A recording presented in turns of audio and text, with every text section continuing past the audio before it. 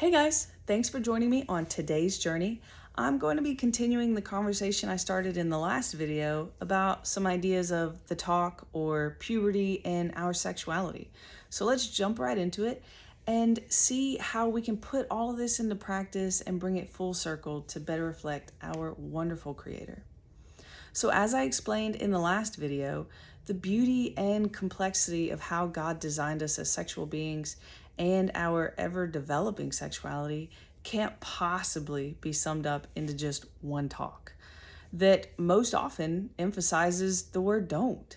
So let's move away from those toxic models and move into something more life-giving. So let's start with building comfort and trust and emotional preparedness to discuss these topics, whether it's right now with us or with our children while they're still young. And one way to do that is by using appropriate terminology. It can start at a young age with kiddie language, but even at some point, parents are going to need to discern when it's best for children to understand that their dinghy or their thing is a penis and that their private part is often called a vagina, and how these have such complex parts to them. But the thing is, if a parent can't use these terms in front of their child without stuttering or choking up, then the child's gonna most likely receive a message that something's wrong with that part.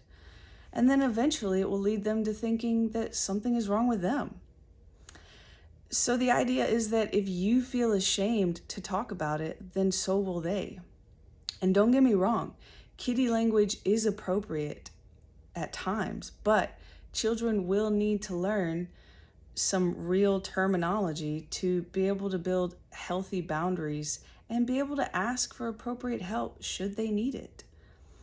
And children won't always know what you're talking about when you use these terms, especially at first, but it will help bring them and you out of a perspective of shame and into one of acceptance.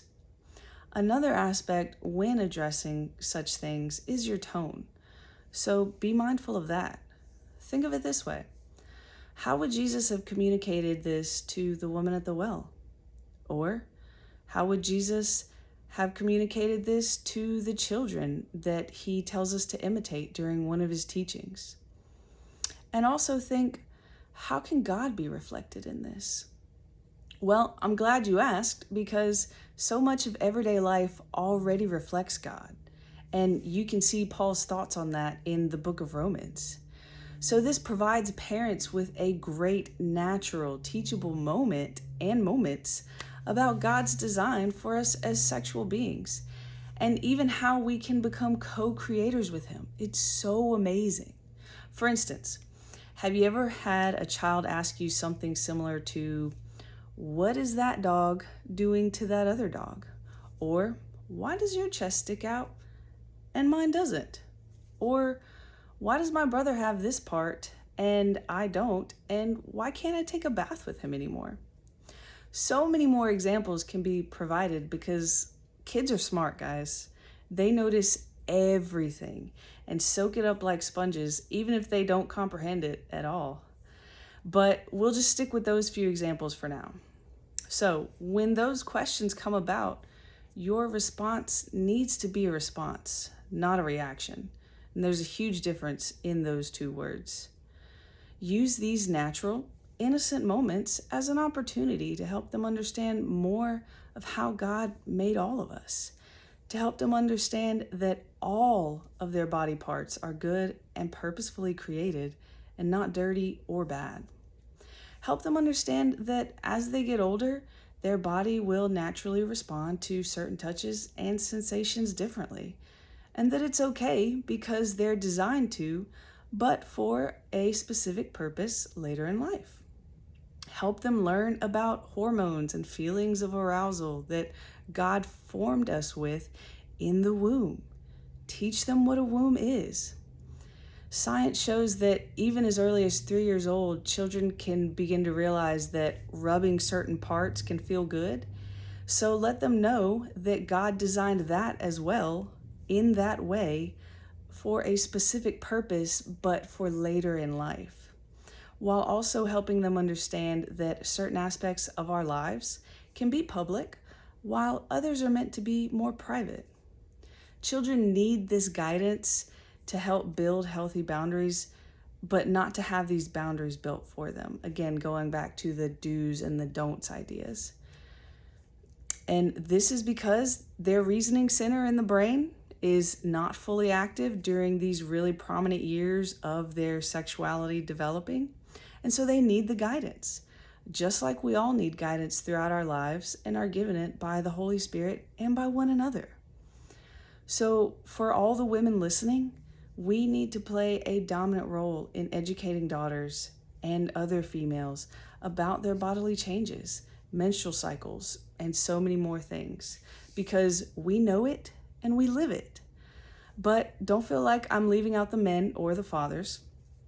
Men and fathers can play a role of support and encouragement for females and daughters to help them avoid developing feelings of shame about their bodies when it comes to guys.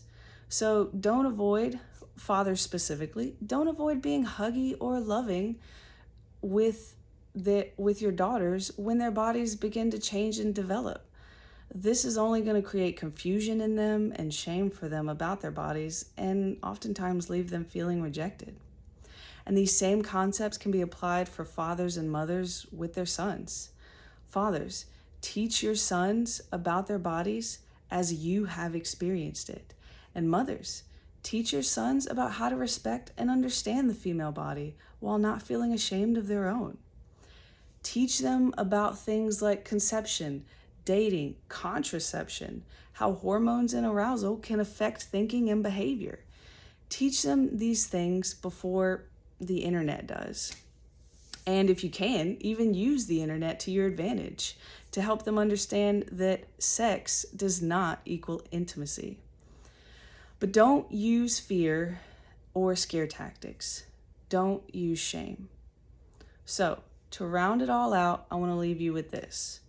Start early with kids, be upfront, be honest with them.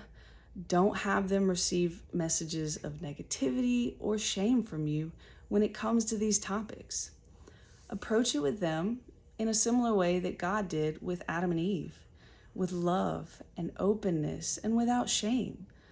God tells us that we are wonderfully made in His image, and that means every part of us, not just some parts. So help your children and your church community learn to understand this and reflect this. Learn to reflect and pursue what is rich and good instead of suppressing what is long thought to be bad and shameful. Thank you guys for listening, and I'll see you next time.